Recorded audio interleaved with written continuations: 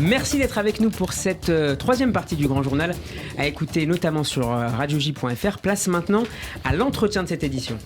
Radio J. L'invité du Grand Journal au micro de Steve Nadjar. Bonjour Teddy Palassi. Bonjour Steve. Et merci d'avoir accepté notre invitation cet après-midi sur Radio J. Vous êtes le fondateur de l'association Force Spéciale Coaching qui assure la préparation physique et mentale des jeunes et des actifs engagés. Et c'est justement l'expérience de ces engagés qui nous sont racontés par le menu dans un livre paru sous votre direction. Il s'intitule Force Spéciale et Unité d'élite. C'est publié aux éditions Solar. Pourquoi avoir eu envie, Teddy Palassi, de décrire à la fois le parcours de 14 opérateurs des Forces Spéciales et d'Unité d'élite, y compris en ce qui concerne la préparation de missions qui sont en général assez confidentielles et pas révélées au grand public. D'accord. Tout d'abord, merci pour l'invitation.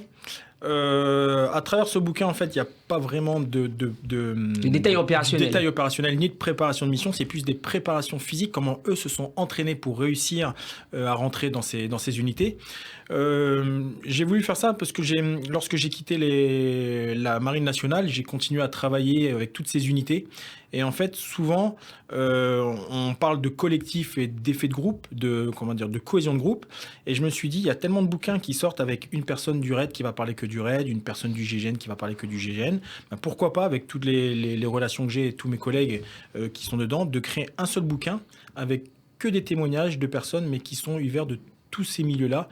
Nous, forcément, dans notre domaine, donc les forces spéciales et les unités d'élite, donc la FIPN, avec le RAID, la BRI, pour pouvoir avoir quelque chose de groupé au sein du même bouquin et qui peut répondre à tout le monde avec des témoignages assez courts pour pas tomber dans le moi-je, j'ai fait ça, j'ai fait ci, mais vraiment avoir une petite ligne directrice qui parle de leur naissance jusqu'au moment... Alors, ligne directrice, justement, Teddy Palassi, est-ce qu'il y a un fil rouge qui relie, selon vous, ces 14 expériences? Quelque chose de commun dans ces parcours, malgré tout singuliers? Alors, ce qui est commun à tous ces témoignages, c'est l'envie de réussir et surtout le fait de se fixer un objectif à un moment donné, à ce déclic, et de n'avoir qu'une issue par rapport à cet objectif. C'est-à-dire qu'une fois qu'ils ont choisi ce qu'ils voulaient faire, après c'est en avant et on lâche rien et on y va. Donc peu importe que vous soyez bon ou pas à l'école ou que vous soyez dans quelque chose qui n'a rien à voir avec ça, au moment où vous avez choisi votre objectif, peu importe, il faut foncer en fait. C'est pas, vous êtes seul face à l'épreuve. Et on met parfois sa vie en péril dans ses missions. Ce contact avec la mort, on le perçoit notamment dans le témoignage de Scoob. Bonjour Scoob. Bonjour. Et merci d'être avec nous également cet après-midi. Vous êtes membre d'un commando parachutiste de l'air numéro 10. Vous avez été engagé notamment en Afghanistan à Takab. L'armée française y occupait une base dans cette ville du nord-est du pays jusqu'à l'automne 2012. Et les soldats y subissaient les assauts répétés des talibans. Et un jour, Scoob, vous avez été touché. Tout à fait, ouais, c'était le 27 décembre 2010 sur une opération qui se déroulait dans la vallée d'Al-Assaï, pour ceux qui connaissent un petit peu l'endroit.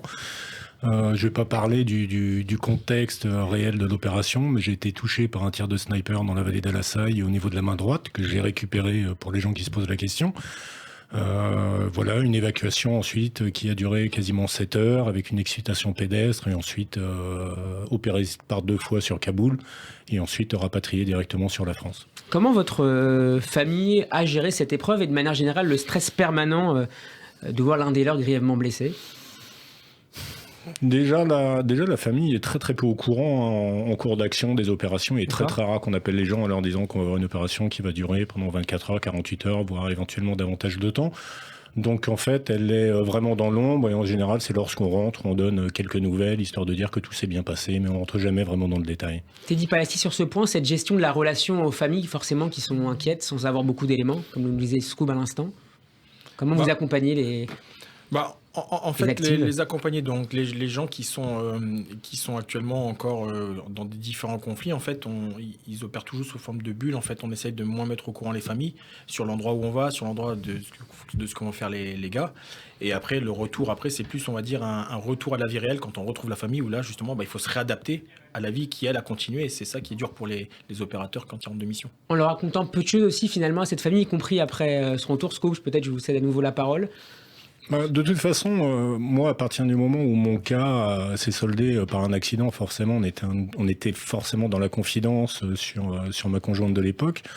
Au niveau des enfants, on a raconté une histoire, d'un accident où papa était tombé dans les rochers, sans rentrer davantage dans les détails, parce qu'à l'époque, mon fils avait 6 ans.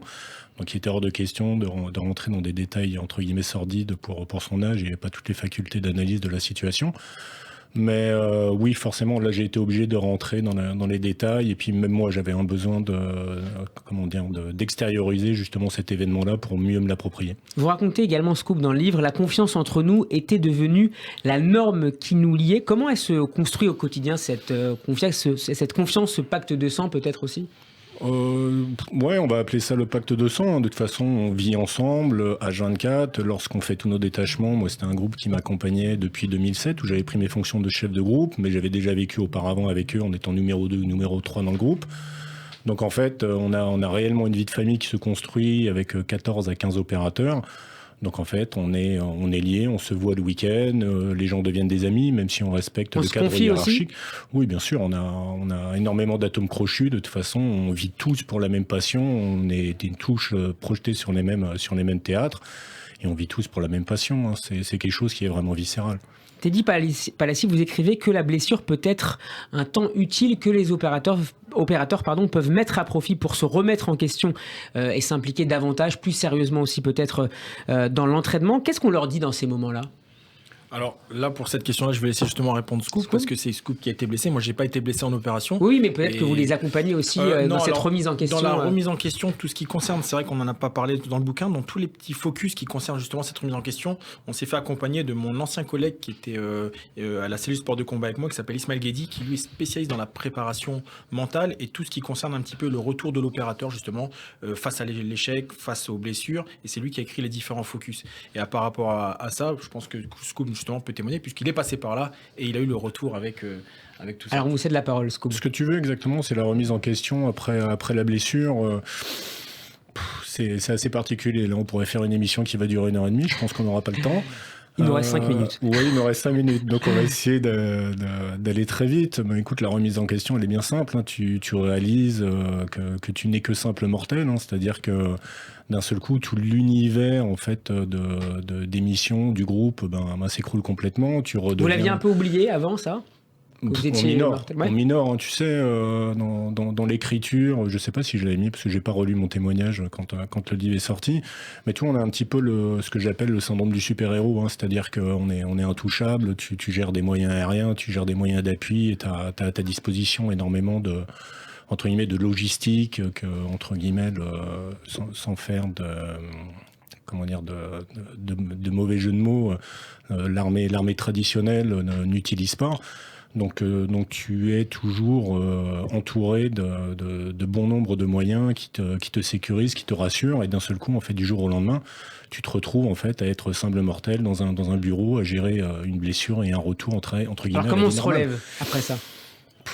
Ça a été très très dur. Hein. Moi, j'en fais pas état dans le livre. Hein. 3 ans après, concrètement, moi j'ai fait une grosse dépression et j'ai été géré par Percy pour un PTSD. Hein. C'est-à-dire c'est une dépression lourde suite à une blessure. Et en fait, ce qui m'a aidé à m'en sortir, ça a été vraiment ma deuxième carrière où j'ai quitté l'institution. J'ai décidé de monter ma propre entreprise, à gérer une salle de CrossFit. Et à travers le sport, en fait, je me suis pleinement investi et je voulais partager aux gens ma passion, qui était l'entraînement sportif, et c'est ce qui m'a réellement aidé à remonter la pente. Et tu vois, j'ai revendu il y a 3 mois, mais j'en garde vraiment une très très belle expérience et j'ai la sensation d'avoir cicatrisé profondément, quoi.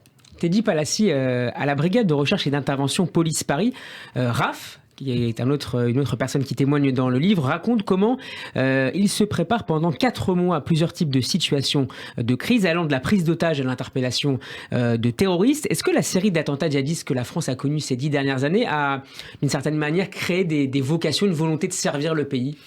En fait, exactement, depuis qu'il y a ces attentats, il y a eu une recrudescence de jeunes qui, tous ces métiers-là sont un petit peu sortis de l'ombre. Ça veut dire, on parle de la BRI, le RAID, les commandos marines, avec malheureusement le décès de Cédric et Alain. Donc tous les jeunes ont voulu rentrer dans ces unités, mais du coup, le fait de mettre tout ça en lumière, ça a donné une certaine accessibilité pour tout le monde. Or, on en parle beaucoup plus, mais c'est toujours aussi dur. Et la réalité, c'est qu'on a toujours autant de mal à recruter du monde, et surtout des gens après qui vont rester dans la durée. Donc forcément, avec toute cette génération qui aime bien les jeux vidéo, quand on fait des jeux d'investigation, etc., veulent rentrer dans ces métiers-là. Mais en fait, ça reste toujours aussi dur. Donc pour beaucoup de personnes volontaires, il y a toujours très peu d'élus.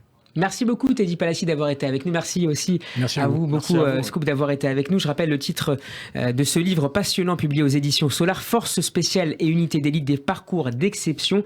Interview à retrouver en podcast sur radioj.fr et sur notre page YouTube. À bientôt sur Radio J et bonne continuation. Merci.